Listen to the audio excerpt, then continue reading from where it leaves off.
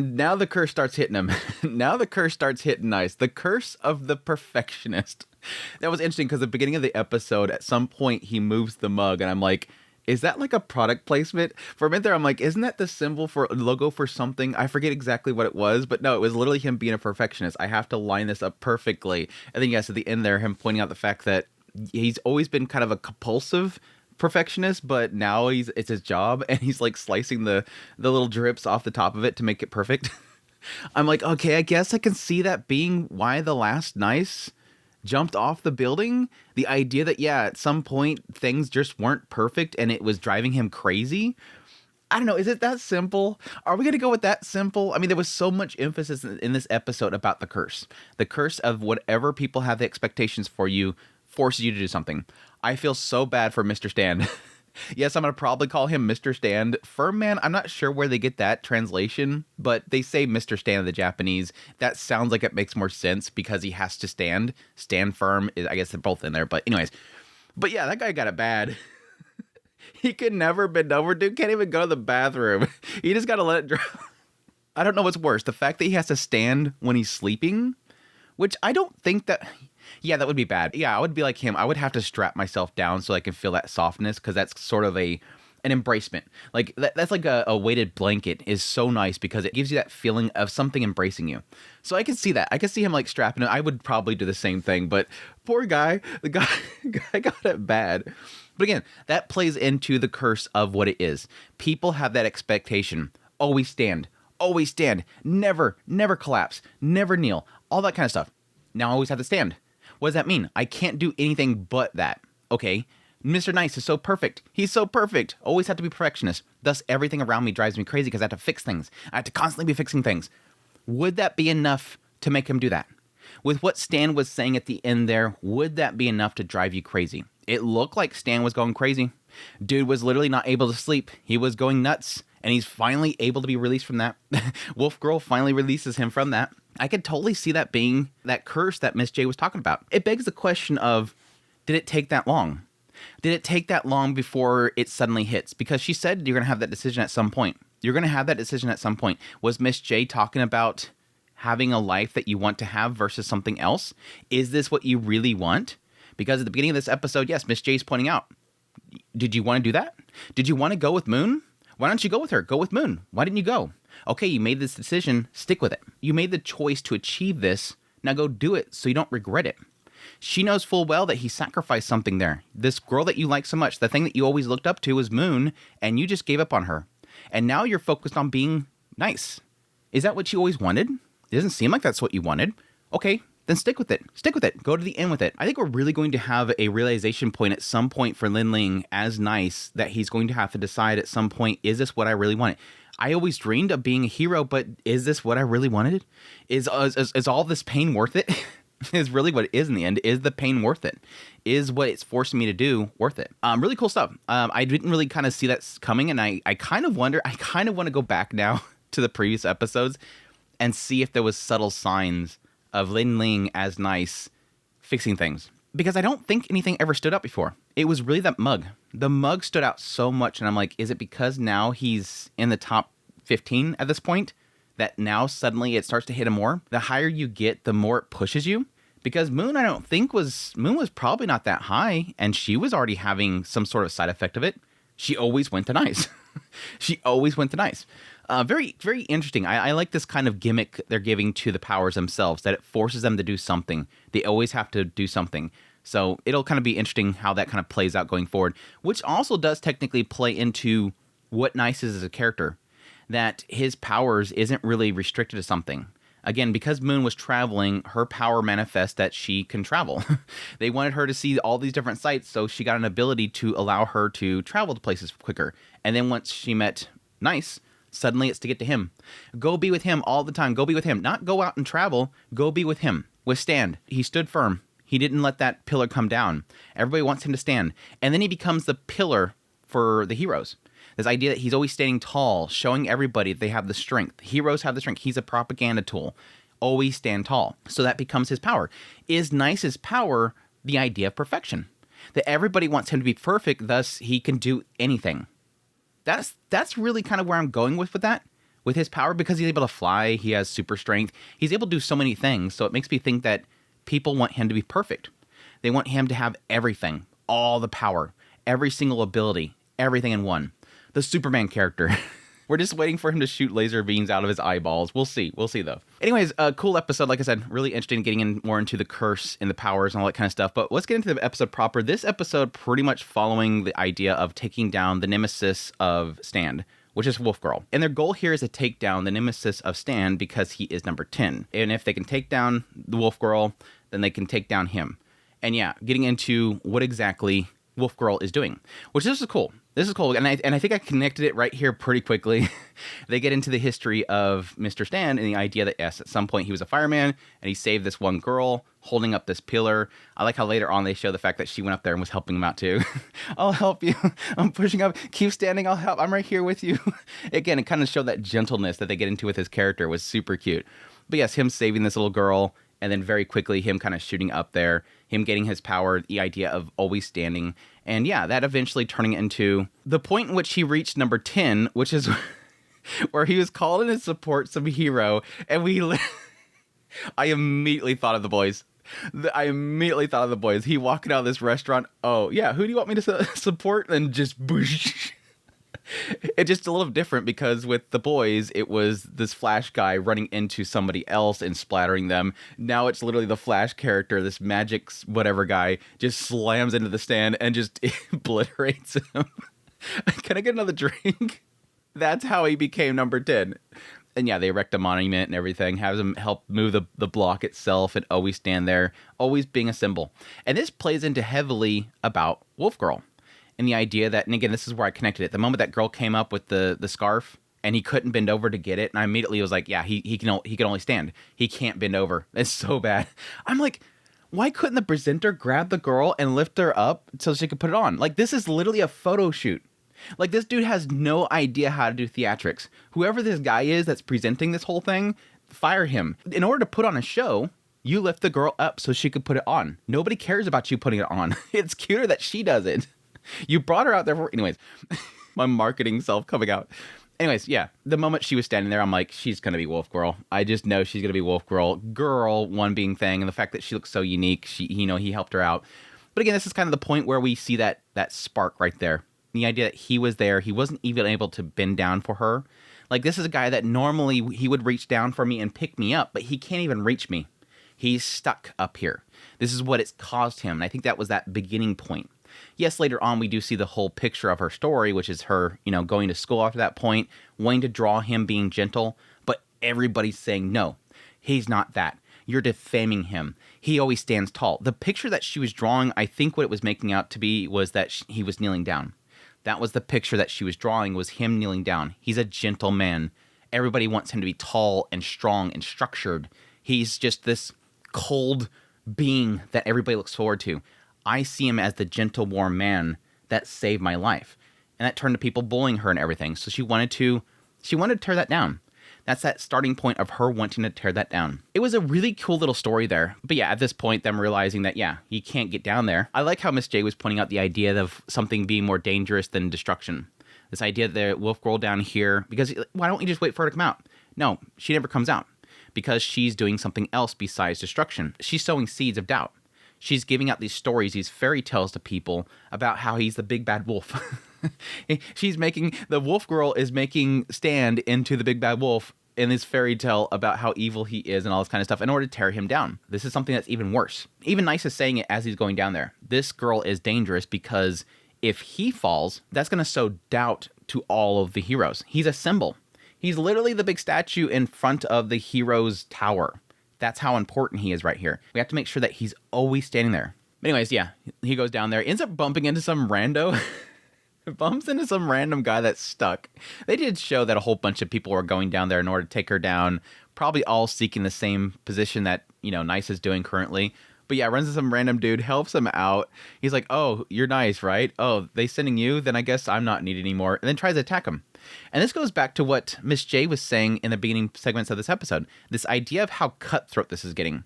And this is definitely something that I can see may have been what drove Nice off the edge as well, is the idea that, yeah, Other people are after you. It's so cutthroat. Everybody's constantly trying to take each other down. And right here, he just saves this dude. This dude could have stayed there and died. But he's still stuck on the idea that he wants to be number 15 currently and goes to attack Nice. And so he takes him down. Don't feel bad about taking down Mr. Stan because only one person can beat X. You're going to eventually have to fight somebody. You're going to have to go against the other people. Even though they're all in the same organization, we're all after that same position. It is sort of kind of leading Nice in the idea of being very cutthroat and taking down the others in order to achieve something. Kind of feels that way with how it ends. He's technically helping Stand out, but there is an element there of he's also taking down Stand. He's no longer standing tall. It's what he wants in the end, but he's no longer standing tall. He's no longer this hero. But yes, he finds the Wolf Girl's lair, finds out that the printing press and everything, and eventually finds a book, which is a comic, but it's more like a diary of the story of, yes, the Wolf Girl, and the idea that it was this little girl that he saved, eventually realized something, and then sees all the bombs, realizes that it's going to boom everything down. They're going to take down the statue, goes up there where we have Stand is holding up the statue as it's collapsing, and Wolf Girl has a hostage. I like how it specifically says here, you're going to keep holding that up. I have a hostage. You're going to choose to hold that statue up over saving a living, breathing person here. Again, it's holding that symbol up versus saving this girl. The one that saved me before would have immediately dropped that statue and got this girl. But you're too worried about that symbol. She's literally forcing him to make a decision here. That's what she's trying to do. And that's what Nice is picking up on. She doesn't want to hurt the statue, doesn't want to hurt the girl. She just wants to destroy what you've become. You have become something else. Back here, you were that fireman. You were Mr. Fireman that came in there, saved my life, and was struggling. And I was there to support you, and we worked together in order to get through that. Now you're just a pillar. You've just become a pillar. You're no longer Mr. Fireman. You're no longer the gentle man that would protect people. You're just a symbol. You're that statue. She wanted to bring down that statue because you're literally just a statue. You're just standing there. You're not doing anything anymore. I don't know. It kind of implies the idea that he's never really doing anything. He's just sitting there. Like, he's not out saving people.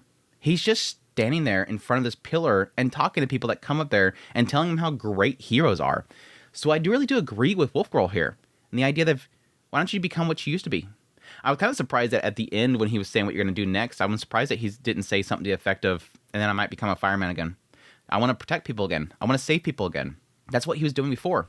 But yeah, it was a really good little scene there. I like how they kind of make that analogy there. And I like the fact that she has a hostage. She's literally trying to make him decide. The living, breathing girl here, or this symbol of what the heroes do. What's better? What's more important? Before you wouldn't even hesitate. Before you wouldn't even hesitate. But yes, at some point he realizes how she's right. And that point, the braces around his ankles break. I'm assuming the braces are a manifestation of his power. I was thinking that they may have been something like an equipment that they put on him, but it seems like his posture changes and it just breaks it. Like, he can no longer keep that standing position anymore, and thus these little shackles that were around his ankles, this equipment just breaks. That's kind of more what I'm thinking, but the tears breaking it looks cool. The tears breaking it looks cool. But yes, then Nice has to save the day, rushes in there and holds up the statue. I Miss J, Miss J's like, it's nice because Miss J at first comes up there and says, where is he at? And then she's kind of concerned. It takes her a while. She doesn't immediately turn it into a photo shoot, but it takes a while. And after a while, she's like, okay, my boy needs a little bit more push. So it's two-sided. One end, it's like he needs a little more power in order to get through this. On the other end, perfect photo op. You have literally Stan right there. He's no longer standing. And then you have right here, Nice is holding up the statue. Perfect photo shoot. It all kind of clicks together, which is to the credit of the writing of this series, to be honest. But yes, live streams it. Nice lifting it up by himself. Power level starts going up. Again, the significance of that. Nice is holding up the statue that Stan could not. There's no doubt in my mind. If you see that visual of a fan of Stan, visually you see that Nice is a stronger pillar than Stan himself. He's stronger. Plain and simple. There's no doubt about it.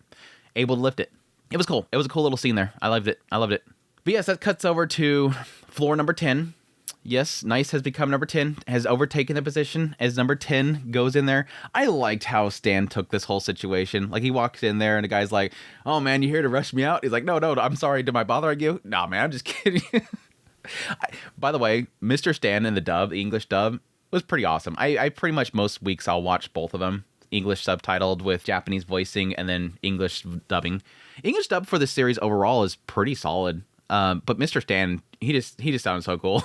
He sounds like a dude I want to hang out with. But yeah, that's when we get into the whole idea of the curse itself. Like, he's actually freed of it. He says, yeah, the first thing I'm going to do is I'm going to lay down for a couple weeks. He's like, really?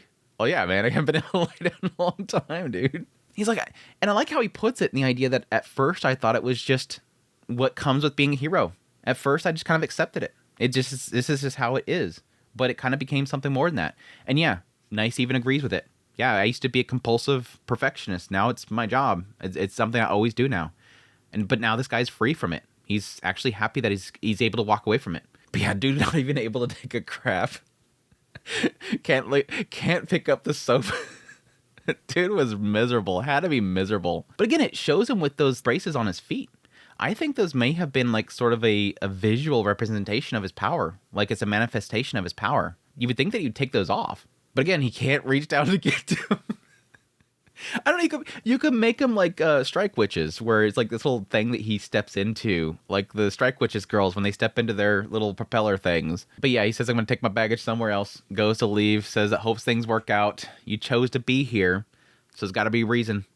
Again, this guy's kind of propping up Nice quite a bit, or Lin Ling right here a bit much, to say that, yeah, you're probably here because you have something to do. There's something important about this. And I think this is really going to be something big going forward, because even a little bit later, he recalls back to what Moon was saying as she left. What is it that you really want? This guy's saying you obviously have something that you want. And I think he's now starting to doubt himself. What did I really want to become? Yes, at the very beginning, it kind of gave an indication that he wants to be a hero. Everybody wants to be a hero. But does he really want to be a hero? Does he want that? And I think that's going to be the realization point that he's in over his head. Like, he wanted to be a hero, but there's a lot of responsibility here. Even when he was holding up the statue, he says, I realize how much the weight of this statue is. This burden is heavy. Everybody's want me to hold this up. And he's starting to realize I may become just like Stan. That I'm going to always have to hold this up.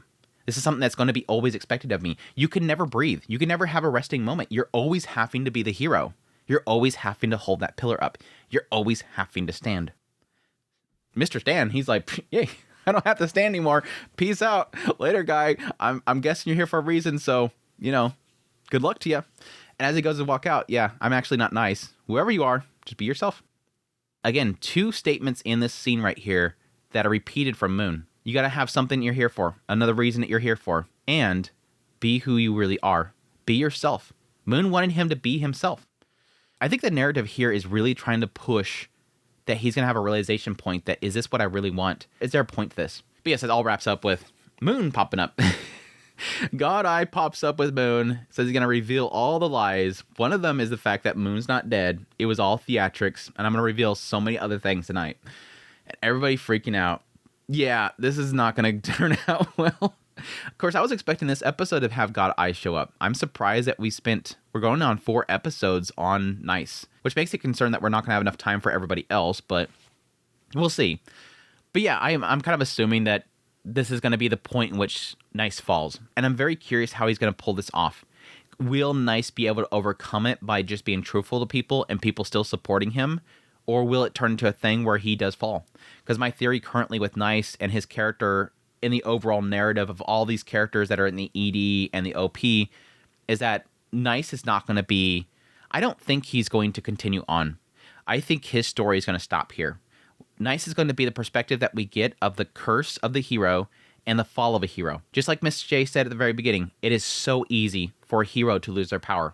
Trust is very difficult and it takes time to build up, but it's so easy to lose. It is so easy. One tabloid, one misinformation, something gets out there, and something negative. I mean, we see it with Stan here. In this episode, we were seeing where this girl was spinning these stories about Stan, and it was creating doubt for people. I think Nice's story is going to be his fall. That's going to be his final chapter, is the idea that all these reveals come out about who Nice was, not necessarily Lin Ling was, who Nice was, and yes, this fake story about Moon being dead, and that's going to plummet his trust, and he's going to lose his power, and he's probably going to be defeated at that point. It could get into the idea of the curse as well, and that pushing him over the edge, just like the last Nice. But I don't think so. I think it's going to be all around the idea of losing trust, but we'll see. Anyhow, that's my thoughts on episode 3 of Tu Bian Yingxiong X. Such a great series. I'm just so surprised how good this series is. This should just be a complete throwaway doofy show, but it's so good. The directing's phenomenal. Just the whole subtleties, like again the whole Coke can, brushing off the imperfection. There's so many good shots in here, bringing into the whole idea of who Wolf Girl is. The whole little like text on the screen. Visually, it's just super good. I loved it. So good. Anyways, until next time, y'all take care.